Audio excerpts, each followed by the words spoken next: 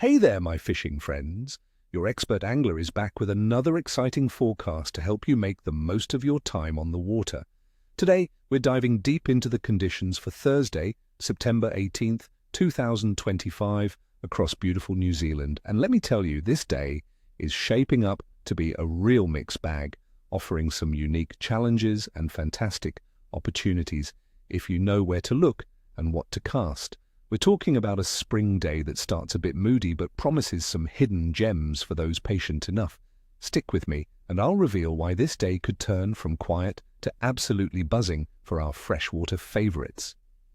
Now let's talk tactics for our main stars of spring, rainbow trout and brown trout.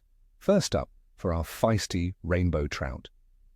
You'll want to focus on the still waters of our larger lakes, especially places like Lake Rotorua and Lake Taupo, which are now fully open for the season.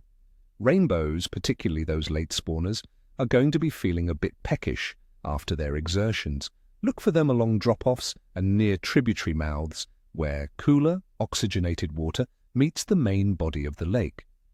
In the morning, they might be a little deeper, say between 3 and 6 meters, but as the day warms and the skies clear, don't be shy about targeting shallower areas from 1 to 3 meters, especially near submerged structure or weed beds where they'll be hunting for emerging insects.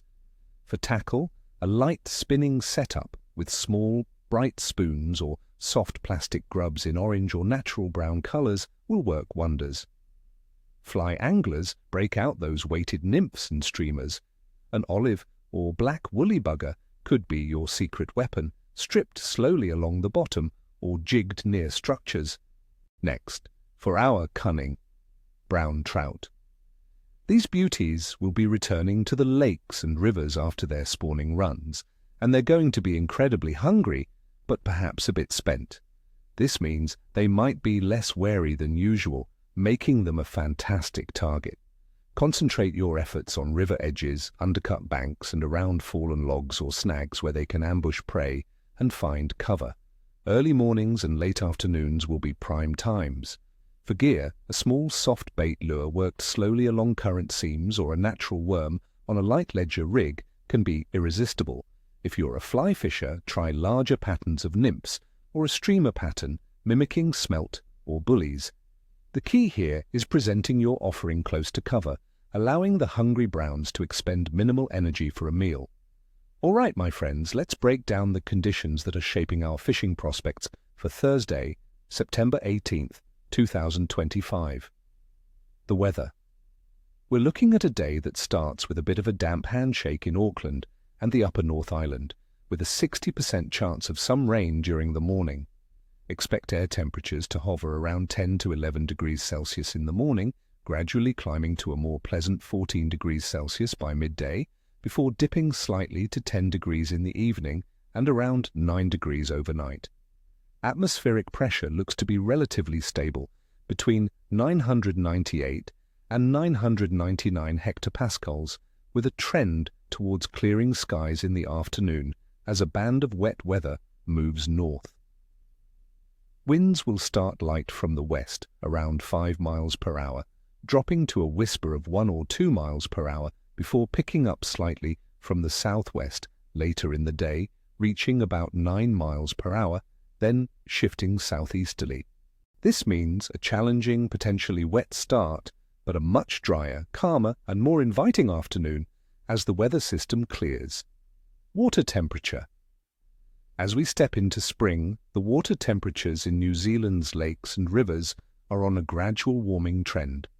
Expect water temperatures to be in the range of 10 to 15 degrees Celsius. While still on the cooler side, this range is within the comfort zone for trout, though their metabolism might still be a little slower in the mornings. As the day progresses and the air warms, the shallows will become more inviting, potentially drawing fish closer to the surface for feeding. This rising temperature is a key trigger for increased fish activity after the colder winter months. The moon phase. On September 18th, 2025, we'll be in a waning crescent phase with about 9 to 13% illumination. The moon will be around 26 days old, just a few days before the new moon. Now, traditionally, many anglers believe that a waning crescent especially close to the new moon, isn't the most active time for fishing. However, my friends, don't let that deter you. While some say the fish are less active, the reduced moonlight can sometimes encourage nocturnal feeders, and more importantly, the biological urge of post-spawn hunger in our trout often overrides lunar influences in early spring. Overall fish activity. This is where it gets interesting. September marks the true start of the fishing season for many areas. Fish, especially trout, are coming out of their winter sluggishness and spawning periods. They are incredibly hungry and actively looking to put on weight. While the morning might be a bit slow due to the initial wet weather and cooler temperatures, the afternoon, as conditions clear and warm, should see a noticeable increase in feeding activity. It's a transition period, so expect the fishing to be moderate to good juste, with pockets of excellent activity for diligent anglers. The key will be adapting to the clearing conditions and focusing on the times when the fish are most likely to feed actively. Definitely the afternoon, once that weather front has passed. So there you have it, my friends. A detailed look at what awaits us on Thursday, September 18th. It's a day that calls for a bit of patience and adaptability, but the rewards could be spectacular. Remember, every cast is a chance at a memory, so get out there, embrace the challenge, and tight lines to all of you. If you found this forecast helpful, do me a huge favor, hit that like button, subscribe to the channel if you haven't already, and ring that notification bell so you don't miss any of my future fishing tips and adventures. And tell me in the comments below, what are your go-to baits or lures for hungry post-spawn trout in early spring? What are your plans for fishing this coming weekend? I love hearing your stories and insights. Until next time, ni chvosta, ni cheshwi, or as we say in English, no tail, no scales, for a fantastic catch.